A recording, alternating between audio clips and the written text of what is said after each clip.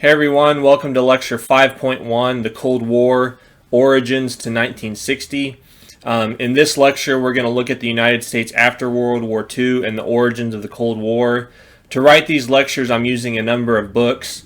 To kind of look at the presidency of Harry Truman, I'm using David McCullough's biography called Truman. To look at the presidency of Dwight Eisenhower, I'm using two biographies.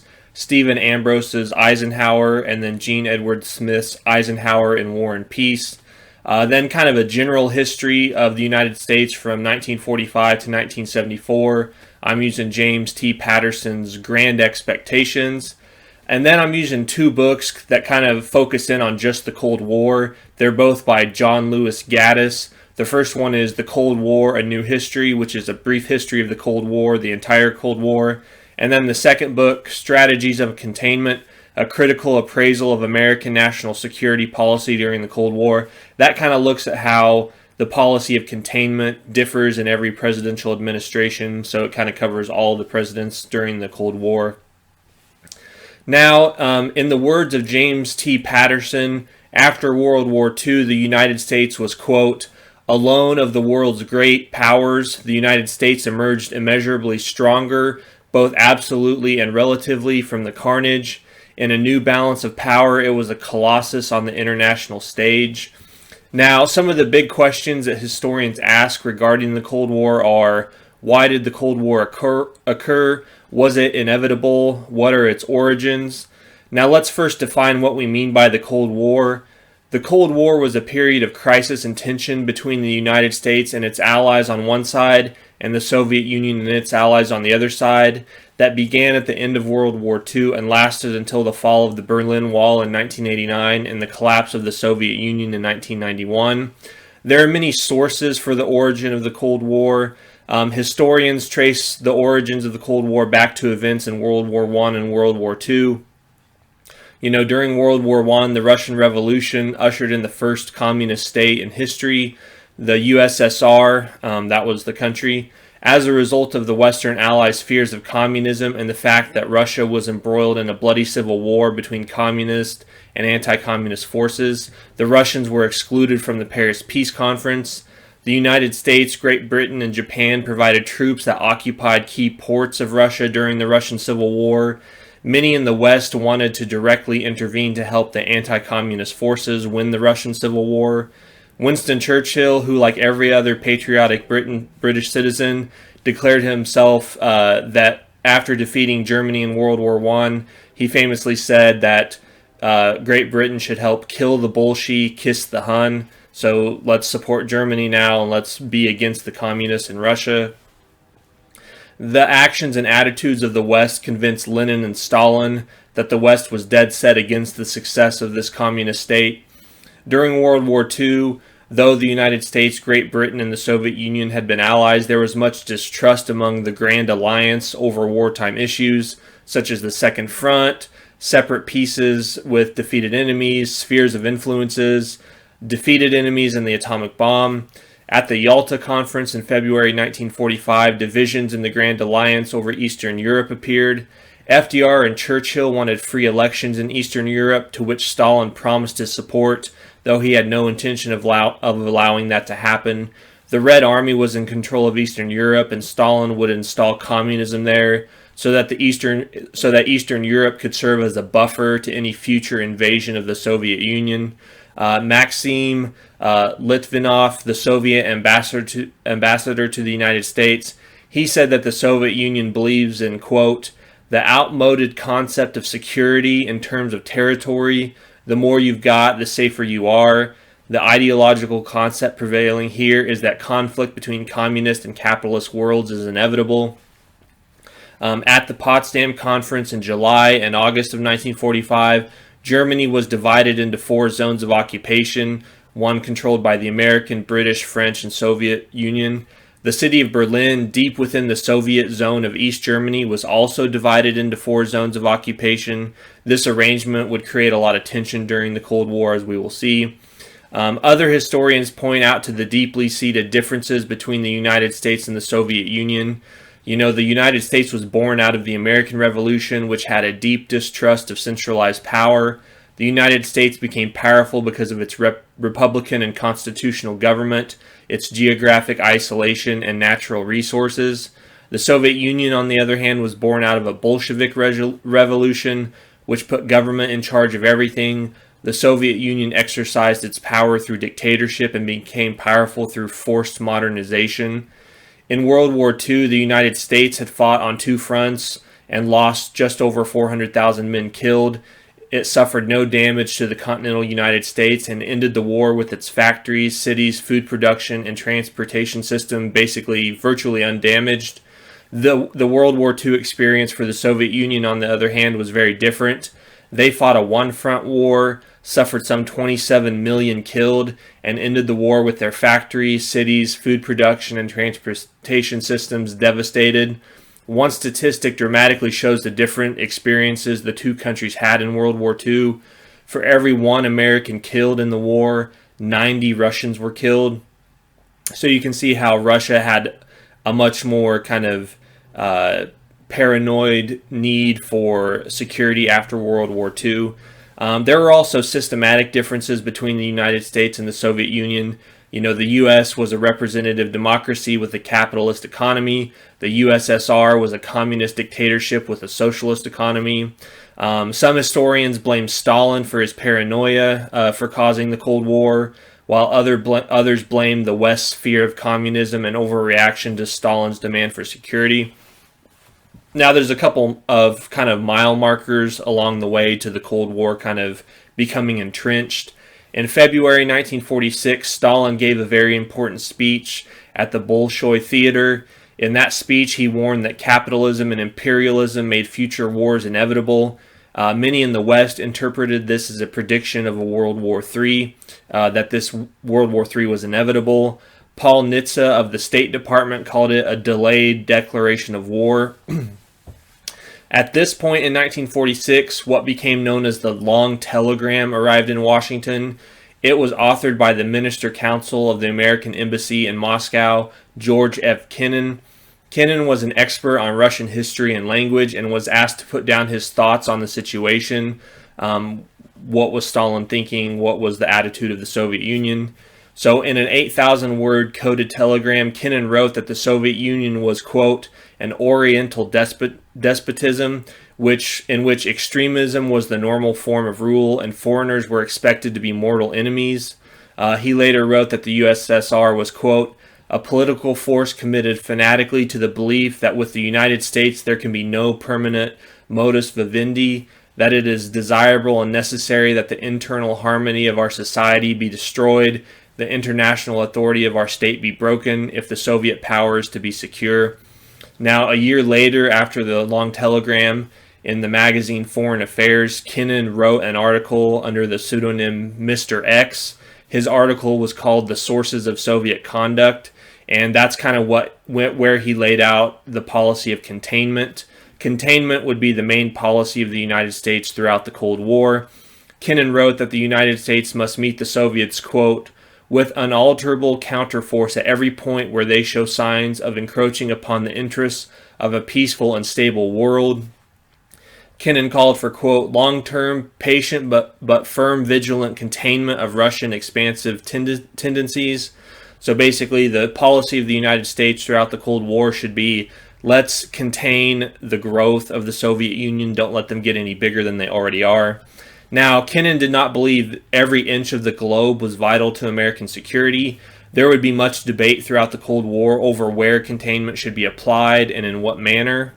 In a later speech to National War College students, Kennan said that there were 5 centers of industrial and military power that were vital to the national security of the United States during the Cold War. Those 5 areas were the United States, Great Britain, Germany, and Central Europe, the Soviet Union, and Japan. 4 out of 5 of these industrial centers were in the hands of either the West or powers friendly to the West and hostile to communism. So Kennan believed that the Soviet Union was so inefficient and corrupt that given enough time it would collapse from within, and that is kind of what happens. Now, 2 weeks after Kennan's long telegram, Winston Churchill comes to the United States, and he gives a speech at Fulton College in Missouri. This occurs in March of 1946. He was invited by Truman. Truman is up on the stage when he gives the speech. In that speech, he created one of the most enduring metaphors of the Cold War, the Iron Curtain. I have a clip. I want you to listen to his little speech. From Stettin in the Baltic to Trieste in the Adriatic, an iron curtain has descended across the continent. Behind that line lie all the capitals of the ancient states of Central and Eastern Europe. Except in the British Commonwealth and in the United States, where communism is in its infancy, the Communist parties, or fifth columns, constitute a growing challenge and peril to Christian civilization. Whatever conclusions may be drawn from these facts, and facts they are, this is certainly not the liberated Europe we fought to build up, nor is it one which contains the essentials of permanent peace. Now, much early Cold War precedents would be set by President Harry Truman. Truman became president when FDR died in April 1945. Truman was a plain and simple man from Missouri. He was a high school graduate deciding to go back to the farm and help his father after graduation instead of going to college. In fact, he would never go to college. He did this until his father died in 1914. Truman then served as an artillery commander in World War I, earning the respect of his men for his decisiveness and courage under fire. After the war, he opened a haberdashery shop in Kansas City, but this failed. He was later rescued from obscurity by the Pendergast machine. This was the Democrat Party machine in Kansas City. In the mid-1920s, he rose through the organization. He became an administrator for Jackson County. That was his first political job. And then from 1935 to 1944, he served as a senator from Missouri. The Pendergast machine helped Truman get tens of thousands of illegitimate votes in his first Senate race, which was in 1934. As a result, when he arrived in Washington, people referred to him not as the senator from Missouri, but as the senator from Pendergast, so kind of poking fun at him. Now, despite rising through the ranks of a very corrupt political machine, Pendergast would later go to jail for his corruption. Truman himself was not corrupt. During his time as a senator, he gained a reputation as an honest, hard worker. He led the Senate committee to investigate the National Defense Program. The goal of this committee was to root out waste and fraud in defense contracts and spending, and Truman, that's where he gained his reputation for a decent, hard worker. Now, Truman floundered a bit in foreign policy when he first became president, but eventually he gained experience and hardened his stance towards the Soviet Union. There was a famous meeting between Truman and Soviet Foreign Minister Molotov. This occurred in April 1945, so just a few weeks after Truman becomes president. Truman gave Molotov a tongue lashing over the Soviet Union's failure to live up to their promises in Eastern Europe, the promise of free elections. Molotov said that he had never been talked to that way in his entire life. Truman walked out of the room and told a State Department official, I just gave him a straight 1-2 to the jaw, and then he asked the official, do you think I did right? So Truman's a little uneasy about maybe what steps to take early on. Now, after World War II, defense spending decreases dramatically as the troops come home. Congress cut defense spending in 1945 and 1946. In the fiscal year of 1945, defense spending was at $81.6 billion, and it was cut to $44.7 billion in 1946 and $13.1 billion in 1947. Now, none of this is to say that the United States was somehow renouncing its superpower status. The United States did have the world's largest Navy and Air Force, but even this is not what it seems, as the U.S. still relied on World War II B-29s and had only 13 atomic bombs by the mid-1940s. These atomic bombs also could not be used at a moment's notice, as they had to be transported in pieces and took 70 specialists a week to assemble before they could be used. But American tradition dictated that after a war, demobilization should occur and defense spending should decrease, and that's exactly what happened. But outside forces would pressure America to abandon this tradition. In early 1947, Great Britain informed Truman that it no longer had the resources to maintain political stability in Greece and Turkey. Greece was in the middle of a civil war with communists fighting anti-communists. Stalin had often cast a covetous eye on the Turkish Straits. He wanted a warm water port there. Would communism move in as the British moved out? That was the big question. Truman and his advisors were asking this question. Truman called for a meeting with his advisors, most notably George Marshall and Dean Acheson, and then he called in key congressional leaders. Marshall shared key facts, and Acheson laid out an early version of the domino theory. This kind of, the way Acheson described it is, if Greece and Turkey should fall to communism, then other areas would fall to communism as well. Iran, Egypt, and the Middle East in one direction, and Italy and the Mediterranean in the other. Now, the Republicans, who traditionally favored isolationism, were represented at this meeting by Senator Arthur Vandenberg of Michigan. Supposedly, he told Truman that the only way to get what he wanted, meaning U.S. intervention where Great Britain was leaving, the only way to get that was to, quote, make a personal appearance before Congress and scare the hell out of the American people. And that's exactly what Truman did. On March 12, 1947, he spoke to a joint session of Congress. I have a clip of that I want you to watch. Before America's Congress, President Truman makes the most momentous speech since the death of Franklin Roosevelt. He declares political war on Soviet Russia. In American eyes, Britain is no longer the bulwark against communist expansion. Great Britain finds itself under the necessity of reducing or liquidating its commitments in several parts of the world, including Greece. As in the case of Greece, if Turkey is to have the assistance it needs, the United States must supply it. We are the only country able to provide that help. From now on, it means that anti-communist America will make its influence felt in European affairs.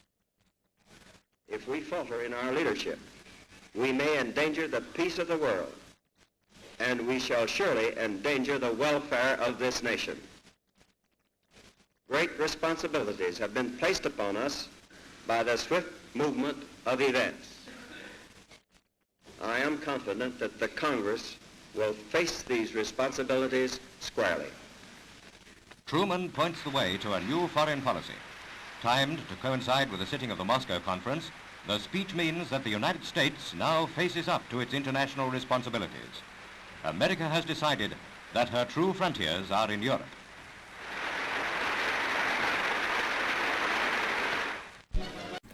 Now, Truman said some very important things in this speech.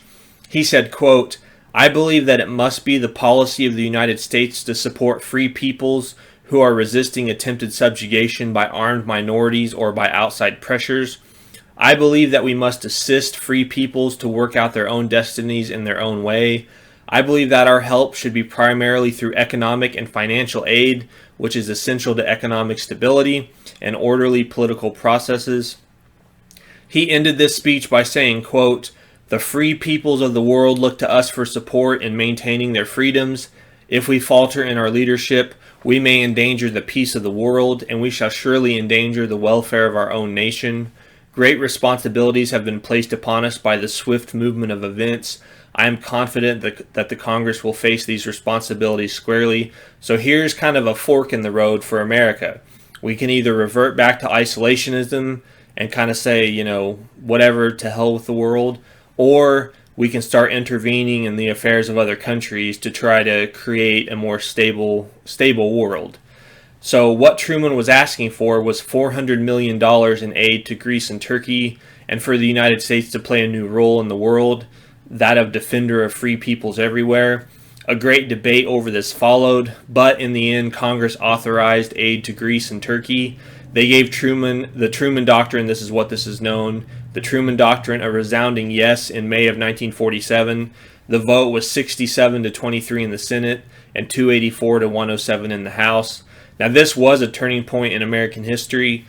James T. Patterson writes of the Truman Doctrine, its sweeping rhetoric promising that the United States should aid all free people being subjugated set the stage for innumerable later ventures that led to globalistic commitments it was in these ways a major step.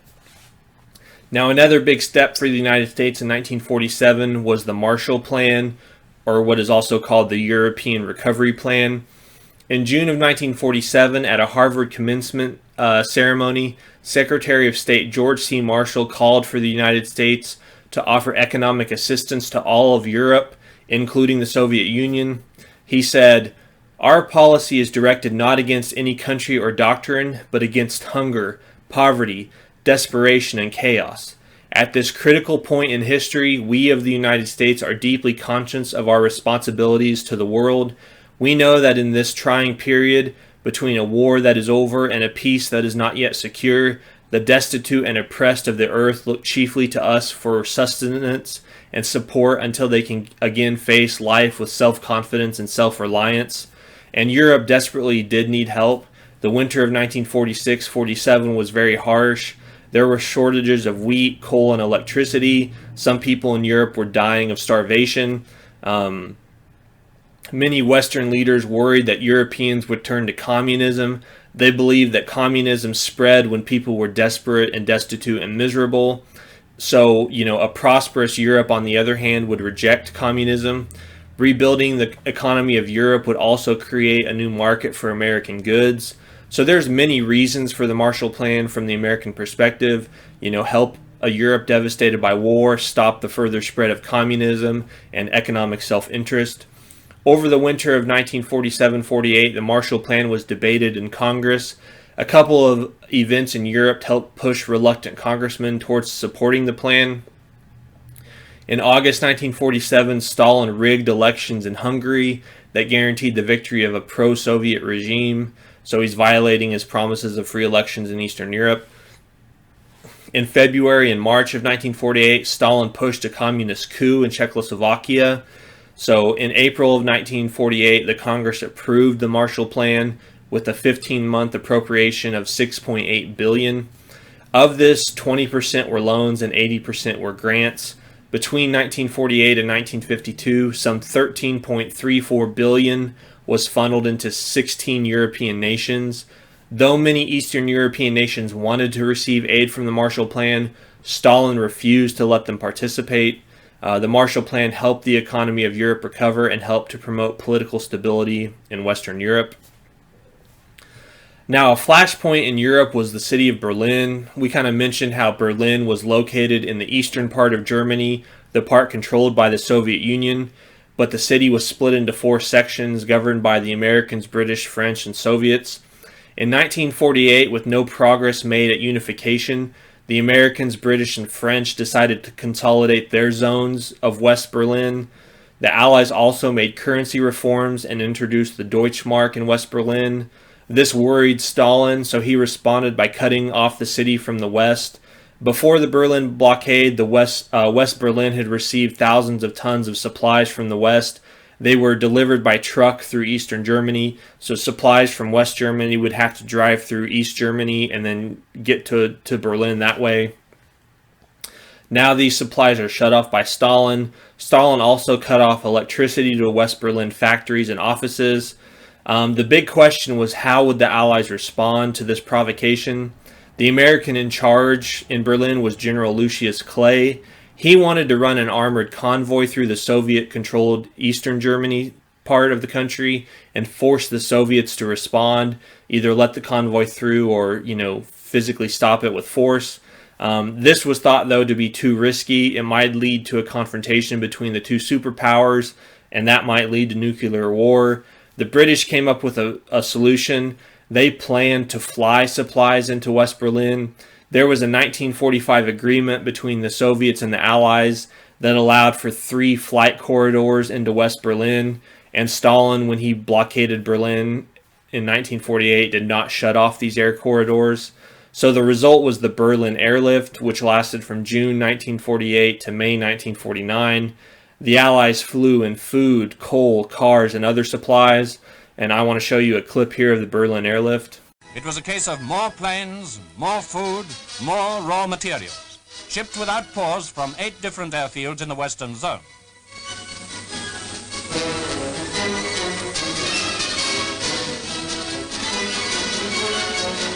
Month after month, the tempo of flights was stepped up, and by Christmas, American and British planes had made 100,000 trips and carried a total of 730,000 tons into Berlin.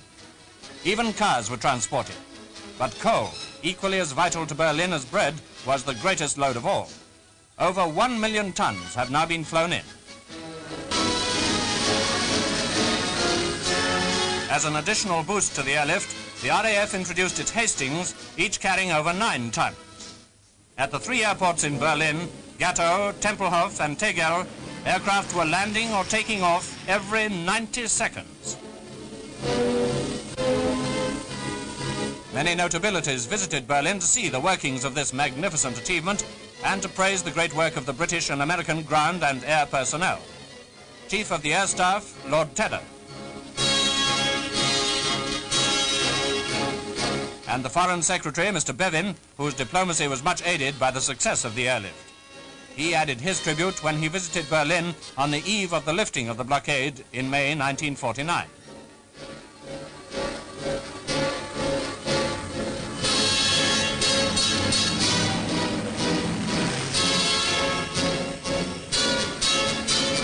For 10 whole months, a ceaseless stream of Allied aircraft landed in Berlin, where Germans, supervised by British Army personnel, eagerly unloaded the vital supplies.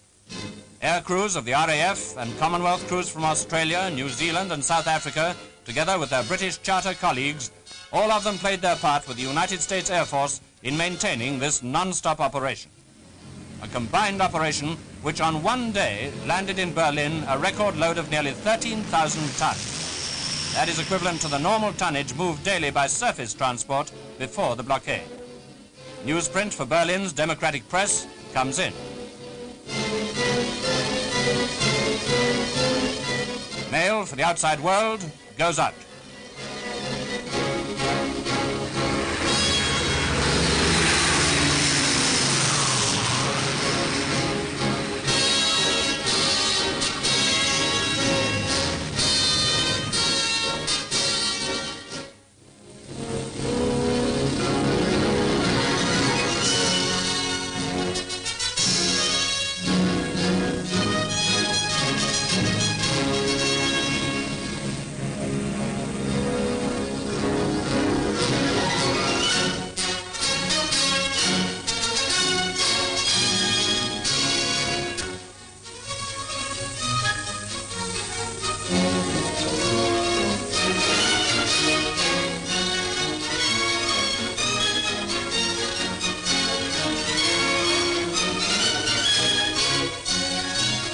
Yes, the life of Berlin has been maintained, but not without the loss of 43 airmen.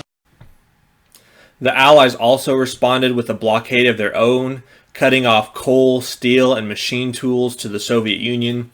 There was even an American pilot, Gale Halvorsen, who would drop parachutes with chocolates into West Berlin as he delivered supplies, and kind of the children of Berlin would chase these parachutes around and get the chocolate. So the outcome of the Berlin airlift was a win for the Allies. The Americans and the British kept Berlin supplied. They gained the support and affection of Berliners. It was a huge publicity win for the Americans and a black eye for Stalin. Now, American defense and national security also changed kind of during this time. In 1947, the U.S. Congress passed and Truman signed into law the National Security Act. This act created the Department of Defense, the Central Intelligence Agency, and the National Security Council. So those are 3 new big institutions in the American state. The CIA, which would play a major role in Eisenhower's foreign policy, didn't do much early on. However, they did get some early experience in espionage with the 1948 Italian elections. The CIA used money and covert operations to support anti-communist candidates. Ultimately, this helped to defeat the communists at the polls in April of 1948, and the anti-communist Christian Democrat Party was elected. In April 1949, 12 nations formed the North Atlantic Treaty Organization, or NATO. This mutual defense treaty stated that, quote, "An armed attack against one or more of them shall be considered an attack against all of them. Now, NATO was made up originally of the United States, Canada, Great Britain, France, Italy, Belgium, the Netherlands, Luxembourg, Denmark, Norway, Portugal, and Iceland. Greece and Turkey would join in 1952, and West Germany would join in 1955.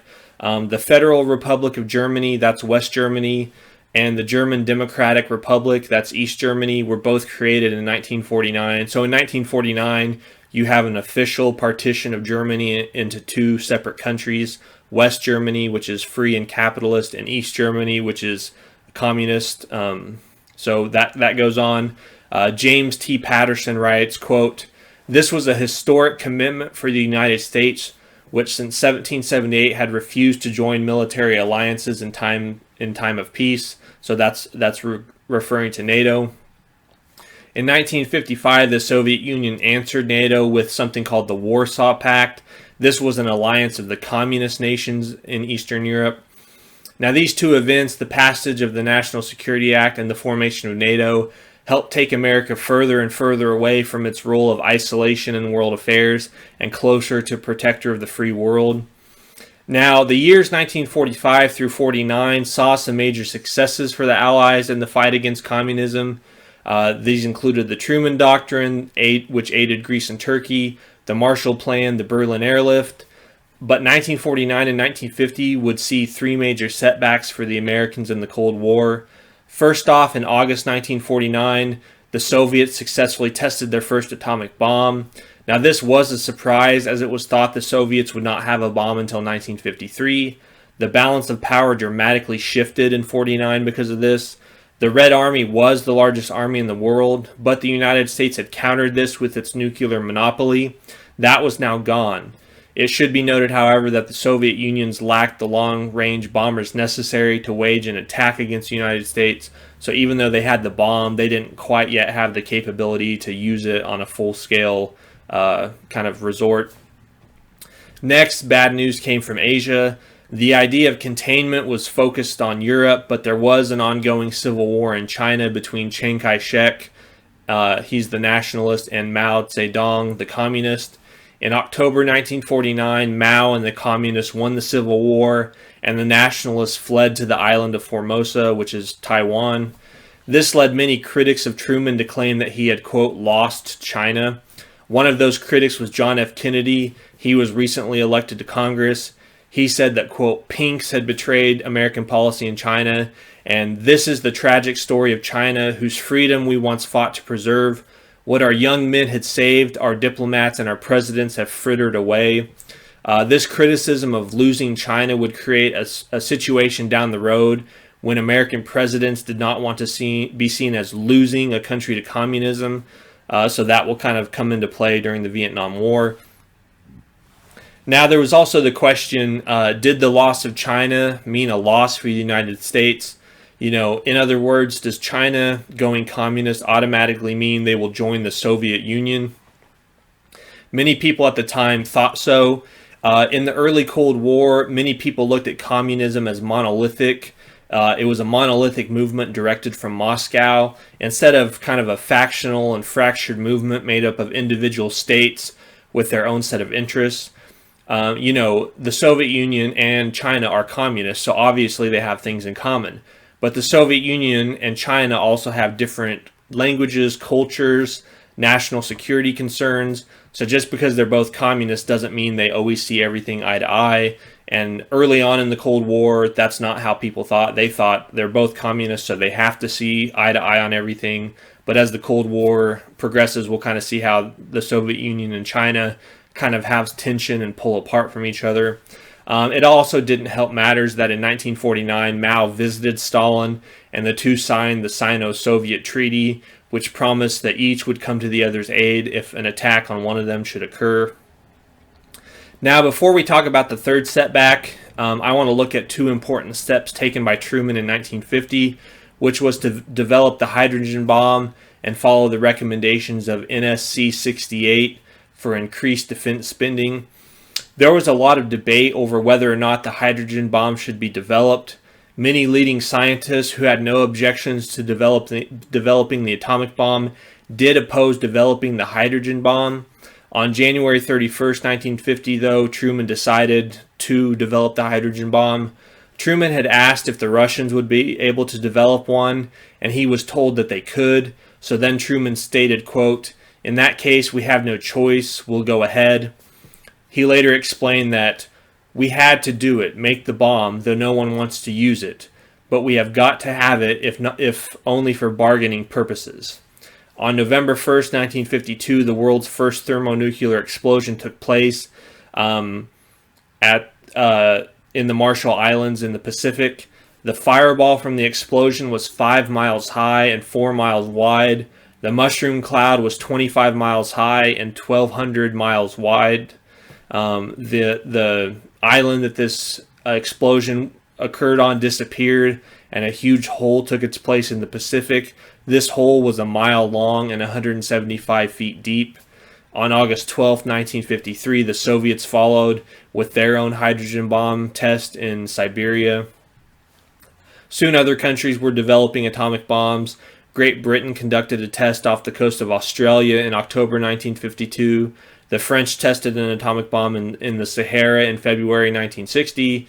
In 1964, China became a nuclear power, with still more nations soon to join the ranks of those possessing atomic weapons.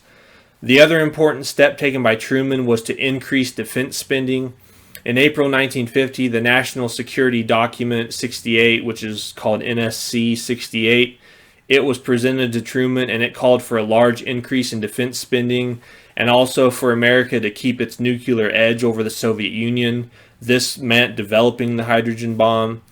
NSC 68 called for increased taxation to create, quote, "a bold and massive program of rebuilding the West's defensive potential to surpass that of the Soviet Union." Now, the cost for accomplishing what NSC 68 envisioned was about $50 billion a year. Though Truman wasn't ready to endorse NSC 68 just yet, the third setback would lead to this being endorsed. And that third setback is the Korean War. Now, Korea had been part of the Japanese Empire since the early 1900s. It was jointly occupied by American and Soviet forces at the end of World War II, because the Japanese were defeated, so the Americans and the Soviets go in. In 1948 and 1949, American and Soviet forces agreed to withdraw from Korea, and the peninsula was divided at the 38th parallel, with the North being communist and the South anti-communist. The leader of the communist North was Kim Il-sung, and the leader of the anti-communist South was Syngman Rhee. Both wanted to invade the other and unite Korea under their rule, but neither the United States nor the Soviet Union wanted a hot war right now, so they kept their respective clients in check. The United States kept many offensive weapons, such as tanks, out of the hands of Syngman Rhee because they feared he would start a war with North Korea. The Soviets did not quite do the same thing with Kim Il-sung. They gave him lots of offensive weapons, such as the T-34 tank. As it turned out, it would not be Rhee, but it would be Sung who would start the Korean War. Sung had been groomed for rule. He had spent much of World War II in the Soviet Union. In March 1949, he asked Stalin for permission to invade South Korea, but Stalin refused him. He didn't want to risk a war with the United States. But many events soon changed Stalin's mind. In October, like we said, China became communist, so this is a huge new country that kind of is now on the communist side in the Cold War. In August 1949, the Soviets exploded the atomic bomb. And then in January 1950, Dean Acheson gave something called the Defensive Perimeter Speech. In that speech, he excluded Taiwan and South Korea from areas that the United States would protect.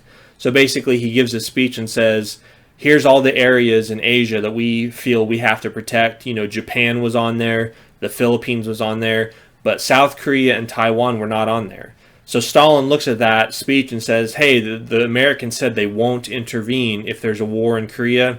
So this convinces Stalin that he could give Kim Il-sung permission to attack South Korea and unify it under communist rule.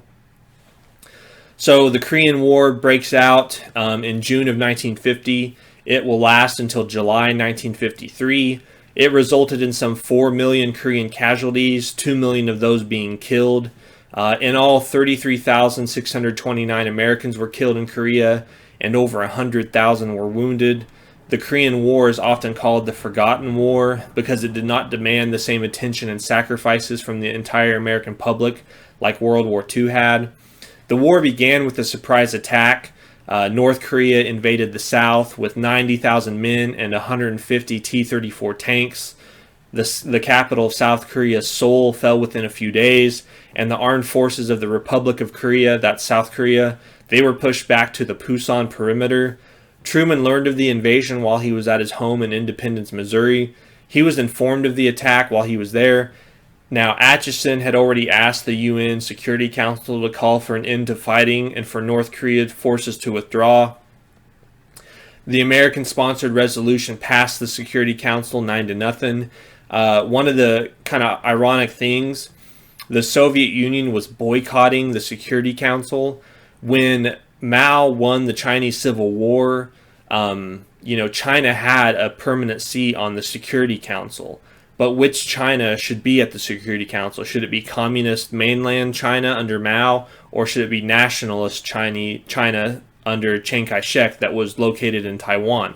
The Americans let Taiwan be the China that was represented on the Security Council. The Soviet Union didn't think this was right, so they were boycotting. If they hadn't been boycotting, they could have vetoed this UN resolution. So that kind of occurs at the UN. There was a serious debate in Washington over what to do. The Security Council later passed a resolution supporting the sending of air and naval forces to aid the South Koreans. Truman ultimately sent in American troops under the banner of the United Nations. Truman refused to call it a war, and instead he called this a policing action. Truman wasn't the only one who felt this way. Senator Tom Connally, he was head of the Foreign Relations Committee. He told Truman that he didn't need to wait for a congressional declaration of war. He said, quote, "If a burglar breaks into your house, you can shoot him without going down to the police station and getting permission. You might run into a long debate by Congress, which would tie your hands completely. You have the right to do so as Commander-in-Chief and under the UN Charter. So Congress, who has the constitutional duty and responsibility to declare war, played no part in sending American troops into Korea. In this, Truman set a precedent that the Commander-in-Chief essentially decides to go to war while Congress abdicates its responsibility and duty to declare war. Though the war was fought under the banner of the United Nations, it really was an American and South Korean war. They provided the majority of men and paid for the majority of the war, even though many other nations would also send troops to help South Korea. Now, the war went badly for the U.S. and her allies in the first few weeks. Many of the American soldiers fighting in Korea had come from Japan, where they had been an occupying force left over from World War II. Many of the soldiers were out of shape and out of practice. Soon, the North Koreans had the Allied forces boxed in at the Pusan perimeter. However, by mid-August 1950, this perimeter was secure. The Allies now had anti-tank weapons capable of defeating the T-34s, and UN forces outnumbered North Korean forces. The UN also had air superiority over the peninsula. At this point, Douglas MacArthur, who was in Japan, orchestrated a surprise amphibious landing at Incheon on September 1950. This landing had the purpose of catching the enemy by surprise, outflanking them, and trapping them between the UN forces. The landing was a huge success, and by October 1950, the UN forces were back at the 38th parallel. At this point, Truman made the fateful decision to cross the 38th parallel and try to unify the Korean peninsula. Now, China had issued ambiguous threats about not doing this, but MacArthur didn't think the Chinese would intervene. He told Truman that, quote, if the Chinese tried to get down to Pyongyang, there would be the greatest slaughter. Pyongyang is the capital of North Korea. Now, Truman had flown to Wake Island in mid-October 1950 to meet with MacArthur. Their meeting was somewhat tense, but this is where Truman received the assurance from MacArthur that the Chinese would not intervene. Truman gave MacArthur the Distinguished Service Medal at this meeting. And so the UN forces pressed on. At the end of October 1950, Republic of Korean forces were near the Yalu River. That's the border between North Korea and China. Now, in early November, the Chinese attacked, but MacArthur did not see this as a threat. The UN continued their offensive towards the Yalu River, but the Chinese did attack in full force on November 26th. some 300,000 Chinese poured across the Yalu River. They carried very little equipment and sometimes relied on mass charges to simply overwhelm American positions. Sometimes the Americans would run out of bullets before the Chinese would run out of soldiers. The American forces faced then one of the worst retreats in their history. Soon, American and South Korean forces were pushed south of the 38th parallel. Truman then faces a tough decision. Should he keep the war limited or widen the war to include mainland China? MacArthur favored using atomic weapons on Chinese targets in China's mainland and unleashing Chiang Kai-shek's army from Taiwan to invade mainland China. Now, Truman would have to decide what direction to take the war. In the midst of this kind of decision he has to make, he faces stresses at home. In November 1950, there had been an assassination attempt against him while he was staying at the Blair House in Washington. 2 Puerto Rican nationalists fired at guards outside the house while Truman was there. A little later, Truman's friend and presidential press secretary Charlie Ross died. This kind of hit Truman hard. In the midst of this, Truman and his wife went to watch their daughter Margaret, who was an aspiring singer, give a recital at Constitutional Hall. It was kind of meant to be a relaxing evening. In the next morning's paper, a music critic, Paul Hume, published a devastating review of her performance in the Washington Post. This really infuriated Truman, and he wrote Hume a letter, put a stamp on it and mailed it himself. This is what the letter said.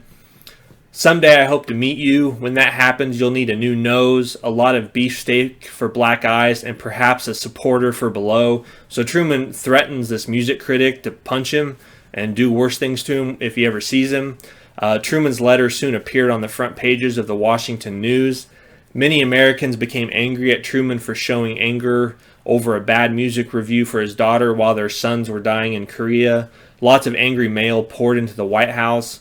One letter that arrived included a Purple Heart with this message: Mr. Truman, as you have been directly responsible for the loss of our son's life, you might as well just keep this emblem on display in your trophy room as a memory of one of your historic deeds.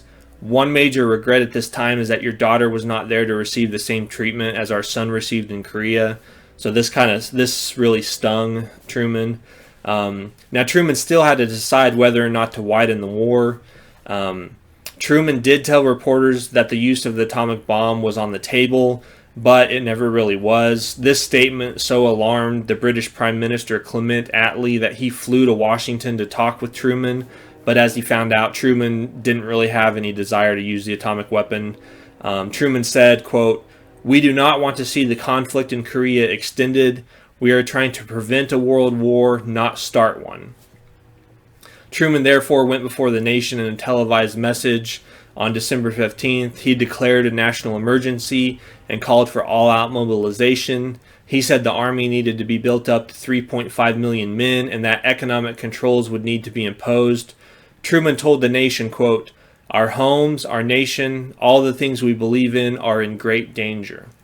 Now, MacArthur still wants to use the atomic bomb, and multiple times he acted out of turn as a general, such as talking to the press, contradicting Truman, offering to negotiate with the Chinese himself, and then threatening to invade China if those negotiations did not go well. In March 1951, MacArthur also did something that eventually led to his firing. He sent a letter to Republican Joseph Martin. He was the leader of the Republicans in the House. This letter criticized Truman, and it said, quote, "There is no substitute for victory." So basically MacArthur is saying, look, Truman's not willing to go the whole 9 yards to win this war in Korea. Truman decided that he had to fire MacArthur for this, and he did so. MacArthur learned of his firing while in Tokyo, and he came home to America and gave an address to both houses of Congress. In his speech, MacArthur famously stated, "Old soldiers never die, they just fade away." Truman thought the speech was 100% bullshit. MacArthur took part in a huge parade down Pennsylvania Avenue. Some 300,000 people attended. In New York, he took part in a parade where 7.5 million people came out to see him. MacArthur was hugely popular. Mail pouring into the White House was, vastly against Truman and for MacArthur. But nonetheless, MacArthur was fired and he was replaced by General Matthew Ridgway, who was already leading the American 8th Army in Korea. By firing MacArthur, a decision that was very unpopular, Truman guaranteed that the parameters of the war and the weapons with which they would be fought would be decided by the president, not his generals. Now, fighting eventually stabilized around the 38th parallel. Peace talks began in July 1951, though the war would drag on for 2 more years. The Korean War finally ended in July of 1953.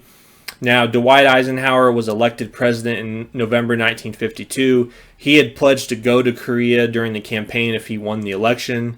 And also in March 1953, Joseph Stalin died. He had been, after the war started, he'd been reluctant to let the war start, but once he did let it start, he wanted it to win. He wanted the North Koreans to win it. So he was kind of an obstacle to ending the war, but he dies. And then finally, there was the issue of what to do with POWs. The Koreans and the Chinese had all kinds of fights over what to do with POWs. But this issue was finally resolved in 1953. And as I said before, 33,000 Americans were killed and over 100,000 wounded in the Korean War. Now, the Korean War did set a number of important precedents, and I want to just tell you what they are here. So first of all, President Truman committed troops to a policing action. It was really a war. It had no congressional declaration of war. So this would be the start of President sending American troops into combat without congressional approval. So that happens a lot today. Harry Truman kind of started this precedent. Another precedent that was set is, despite pressure to do so, Truman refused to use the atomic bomb. In doing this and refusing to invade China, he committed America to fighting a limited war instead of wars that were total, with the goal of defeating the enemy. So basically, Truman shows that you can fight a war in the Cold War and have atomic weapons, but still refuse to use those atomic weapons.